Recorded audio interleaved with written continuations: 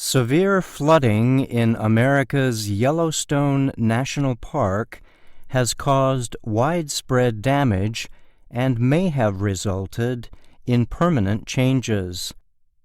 The recent floodwaters changed the path of a river popular for fishing. It also destroyed homes, bridges, and roadways. Yellowstone became America's first national park in 1872.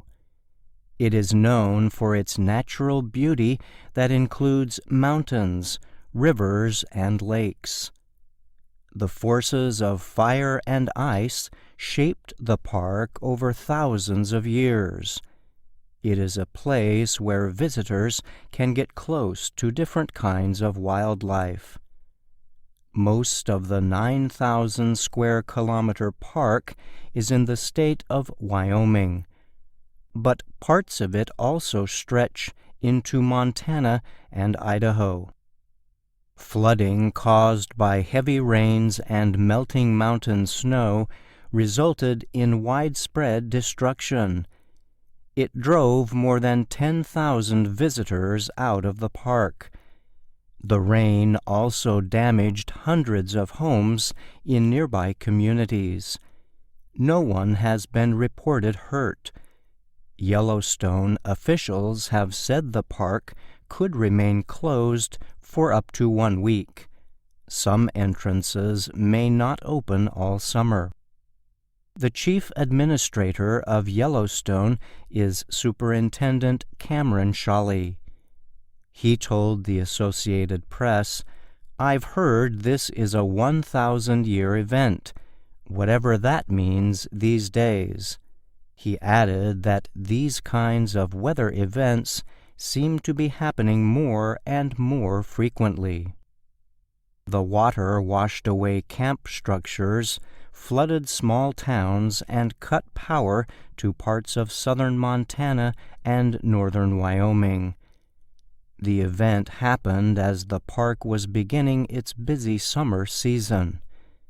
Yellowstone receives millions of summer visitors. This year, the park is celebrating its 150th anniversary. Some of the worst damage happened in the northern part of the park and nearby communities in southern Montana. The Yellowstone River was running at a historically high level of 4.9 meters as it flowed past Billings, Montana's largest city.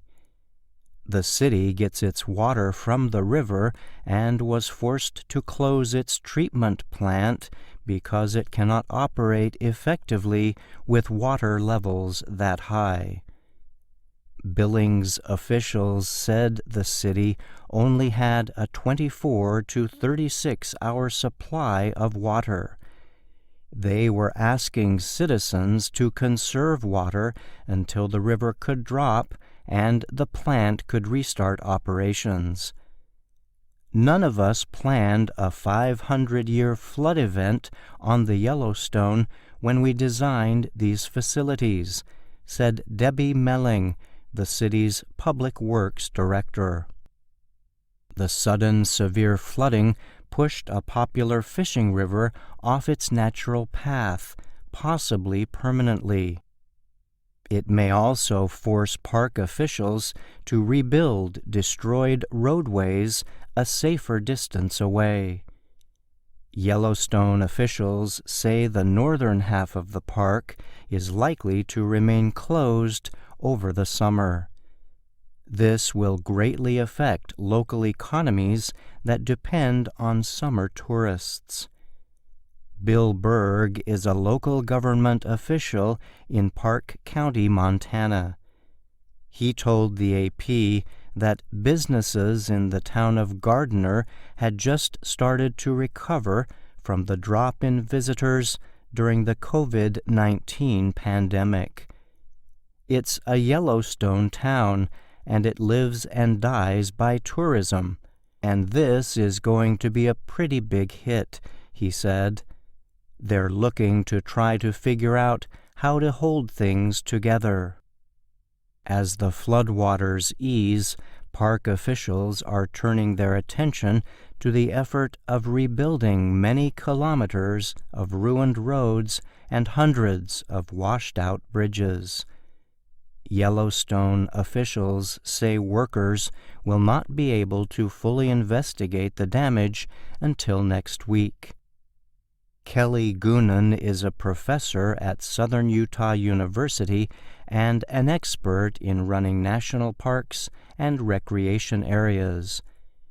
She said the rebuilding operation will take a very long time.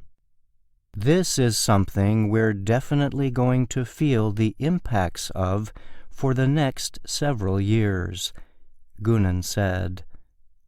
I'm Brian Lynn.